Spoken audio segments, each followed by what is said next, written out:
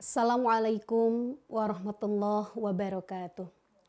A'udzubillah bismillah alhamdulillah la haula wala quwata illa billah amma ba'du. Segala puji bagi Allah, Tuhan semesta alam. Sholawat dan salam mudah-mudahan selalu kita persembahkan kepada baginda Nabi Muhammad sallallahu alaihi wasallam. Anak adalah buah hati kita. Sebagai orang tua sangat mendambakan putra-putri kita menjadi penerus kita. Mereka adalah cerminan diri kita. Rupanya, wajahnya, sifatnya, bahkan karakternya. Berbahagialah bagi orang tua yang memiliki putra-putri yang soleh atau solihah. Tapi ada juga anak yang toleh sebaliknya dari soleh. Mereka sulit sekali untuk diarahkan mengaji, bandal, susah untuk diajak ibadah. Inilah yang menjadi masalah bagi orang tua. Jangan berkecil hati. Apabila anak kita seperti itu, para ulama mengajarkan kepada orang tua untuk banyak berdoa.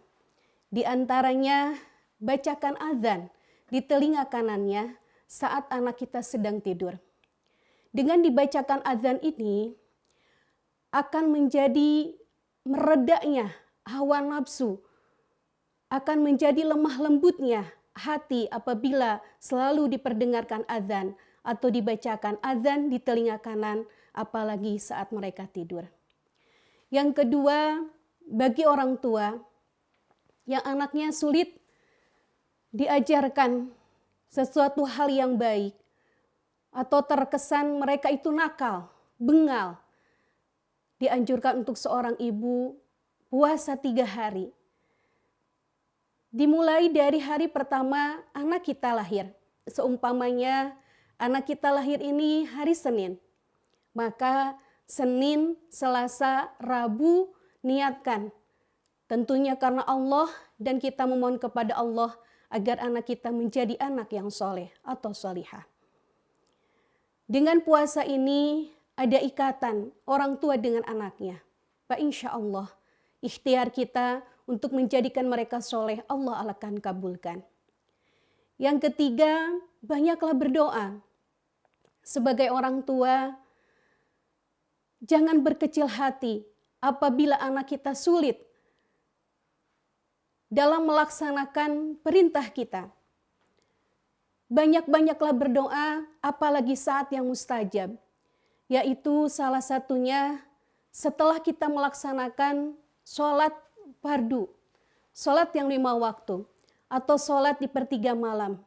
Bacakan doa, Rabbana hablana min azwajina wa dzurriyyatina qurrata a'yun waj'alna lil muttaqina imama. Bacakan doa itu sebanyak 3 kali. Yakinlah Allah akan mendengar keluh kesah kita. Tentunya berat sekali beban kita apabila memiliki putra yang sulit atau susah kita ajarkan kebaikan. Selanjutnya, apabila seorang ibu mau memasak beras, ambillah beras itu dengan membacakan syahadat. Lalu baca surat Al-Ikhlas, bacakan juga surat Al-Falaq bin-Nas, bacakan juga sholawat. Dan saat kita membersihkan beras itu dengan memutar beras ke arah berlawanan putaran jam seperti tawaf, bacakan Ya Latif, Ya Latif, Ya Latif sebanyak 3 kali. Ya Latif, wahai zat yang maha lembut, lembutkanlah hati anakku, sebutkan namanya. Yang selanjutnya, apabila anak kita masih bengal, masih sulit untuk diajak kebaikan, ibunya mandikan anak itu, mandi basah atau mandi besar, semua seluruh tubuh oleh ibunya disiram oleh air, lalu dipegang ubun-ubunnya dan bacakan Rabbi habli minas sholihin, Rabbi habli minas sholihin, Rabbi habli minas sholihin. Ya Allah, jadikanlah anak keturunanku menjadi anak yang soleh 3 kali. Ini bisa dilakukan berulang kali apabila anak kita masih nakal. Selanjutnya, mungkin anak kita ini belum diakikahi. Maka sebagai orang tua, alangkah baiknya apabila kita memiliki harta. 7 hari kita akikahi mereka, atau 21 hari atau 40 hari yang dianjurkannya. Apabila kelupaan karena memang rezeki kita tidak ada, mereka sudah besar, dan Masya Allah sifatnya itu sangat menggoda, bahkan tergolong anak yang bengal, maka keluarkanlah akikahnya.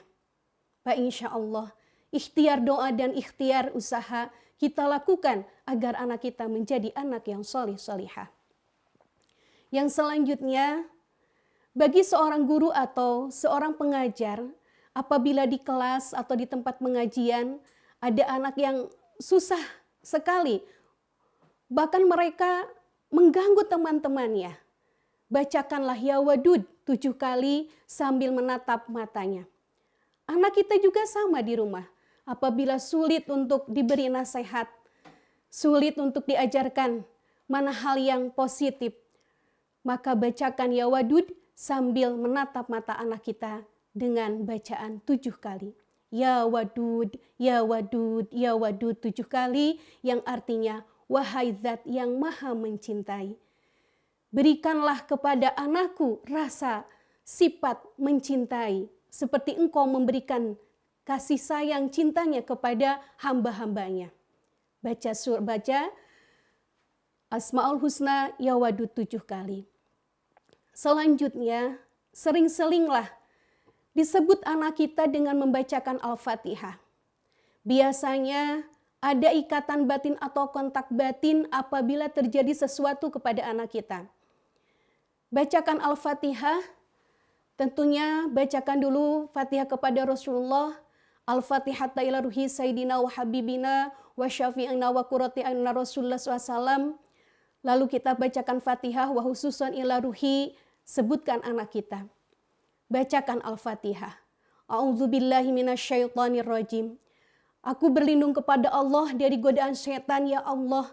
Jauhkan anak kita ini dari godaan setan. Bismillahirrahmanirrahim. Dengan menyebut nama Allah, jadikanlah anak ini memiliki sifat pengasih dan penyayang, sebagaimana Allah memiliki sifat Ar-Rahman dan Ar-Rahim. Alhamdulillahirabbil alamin. Kita memuji hanya kepada Allah. Pujilah Allah dan mintalah kepada Allah dengan pujian itu. Ar-Rahmanir-Rahim, sifat Allah yang maha pengasih dan maha penyayang. Maliki yaumiddin, Allah yang menguasai hari pembalasan. Iyyaka na'budu wa iyyaka nasta'in. Ini penekanan di dalam membaca surat Al-Fatihah khusus untuk anak kita. Kita mohon kepada Allah pertolongan agar anak kita menjadi anak yang soleh. Iyyaka na'budu wa iyyaka nasta'in. Ya Allah, hanya kepadamu kami memohon. Anakku yang bernama ini menjadi anak yang soleh. Ihdinas siratal mustaqim. Ya Allah, berilah mereka hidayah. Anakku yang bernama Fulan atau Fulana ini, berikan hidayah seperti engkau memberikan hidayah kepada orang-orang yang soleh, yaitu para nabi, para rasul, para solihin, para ulama. Orang-orang yang bahagia. Ghairil maghdubi alaihim waladdallin. Janganlah ya Allah, mereka ini termasuk orang-orang yang engkau tidak ridho kepadanya. Itulah inti daripada bacakan Al-Fatihah kepada anak kita. Khususan ila ruhil jasad, sebutkan namanya Al-Fatihah. Sering-seringlah membacakan Fatihah. Atau mereka melakukan hal yang tidak kita inginkan, bacakan Al-Fatihah. Insya Allah di situ ada ikatan, ada kekuatan doa seorang ibu. Bahkan doa ibu untuk anaknya bagaikan doa Nabi kepada hambanya. Insya Allah akan mustajab doa. Yang selanjutnya, yang ke-9, anak kita masih nakal, maka keluarkanlah sedekah dengan niat agar Allah menjadikan anak kita ini soleh, lembut hatinya dengan mengeluarkan sedekah. Karena yang bisa merubah ketentuan Allah adalah 2. Yang satu, berdoa, tadi sudah disampaikan caranya. Yang kedua adalah bersedekah. Berapapun itu, tidak ada nominal yang ditentukan. Tentunya alangkah baiknya kalau hitungannya ganjil. Tapi dengan catatan jangan sampai memberatkan.